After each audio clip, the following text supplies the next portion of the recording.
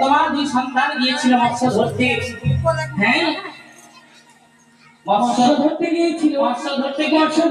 মৎস্য ধরতে গিয়ে কি এমন পেয়েছে? মৎস্য ধরতে অভাব তুলে চলে গেছে। দুটো পূর্ণ ভাত পেয়েছে। মা সরকারানী আমাদের সাথে এসেছে। ওহো, তাই বলছি। হ্যাঁ, এমন ওই দুটি ঘরের ভিতরে একটি রানী ঘর মা নিজের গৃহে পূজা করবে। বেশ, তবে রানীমার সামনে আমি কথা বলে দেখি। আচ্ছা বলো। ওগো রানীমা। হ্যালো, তবে চরণে প্রণাম রানীমা। দীর্ঘজীবী হও বাবা।